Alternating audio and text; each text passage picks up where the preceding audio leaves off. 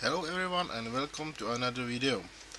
If you dealing with speakers as a hobbyist, you probably know the chokes. This is the simplest one. It's a simple coil with no core, only the air around it, so it's a air coil and it's the simplest kind of coils. This one has got a laminated thin sheets of metal core inside, and so it has higher inductance, and while having not uh, not a huge quantity of the wire, so the resistance is also lower than this type. This one is a bit charred from some exploding capacitor nearby. If you have to uh, drive some subwoofers or something like that, you usually need higher inductance. So this one is 10 millihenries. It's great for a subwoofer, and because it has the magnetic circuit almost closed, there is an air gap. You can see it here, and so it does not need such a long wire or so many turns, so the resistance is very low, and that's very needed because the resistance is in a series with the amplifier, and it uh, creates problems with dampening of the speaker. If you have too much resistance, the speaker would be less controlled, and the sound won't be as good. But if you need to drive big subwoofers, yes, it's not a professional solution, but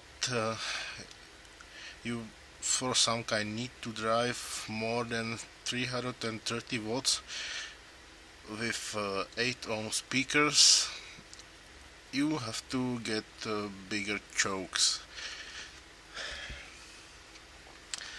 I would make a beeline for this useful gadget.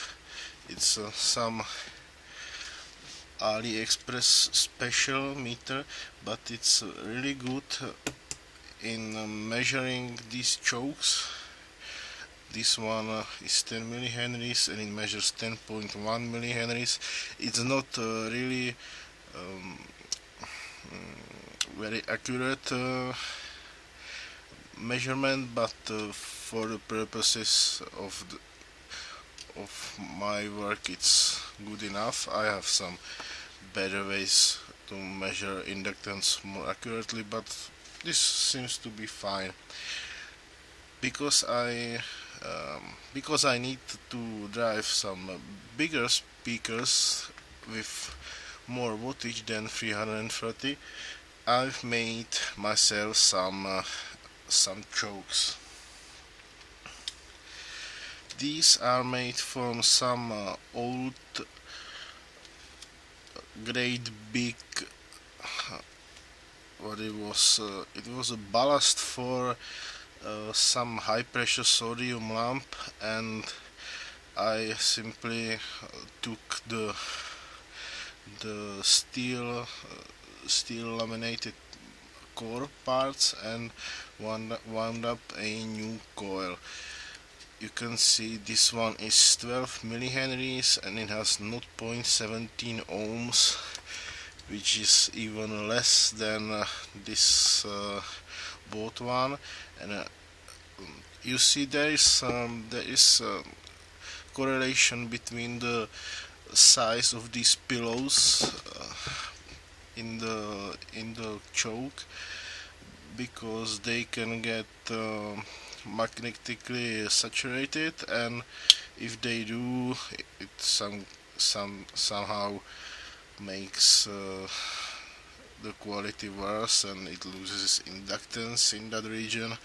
So you need to have big enough core.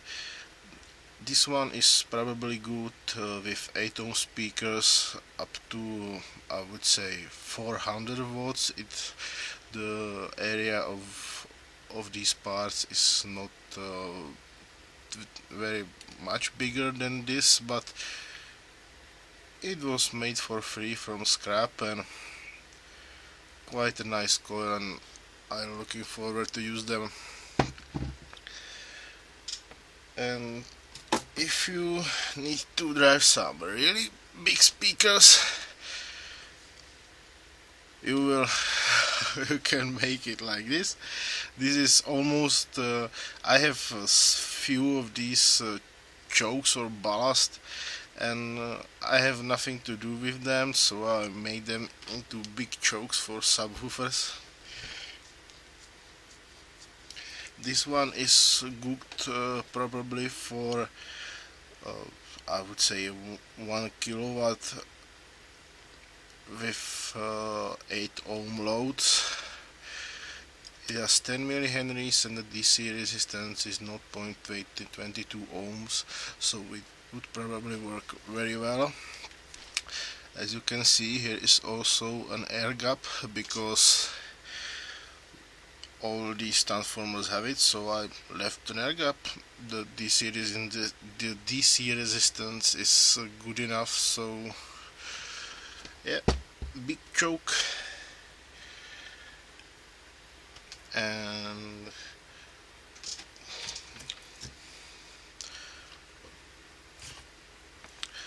this is the original winding of one of these. I simply removed few layers of the wiring, and you put it like this, and I put it in the vise and measured the inductance and screw it into the core and shrinking the air gap, and simply set it to 10 millihenries, and that's all there is to it. Thank you for watching. Bye.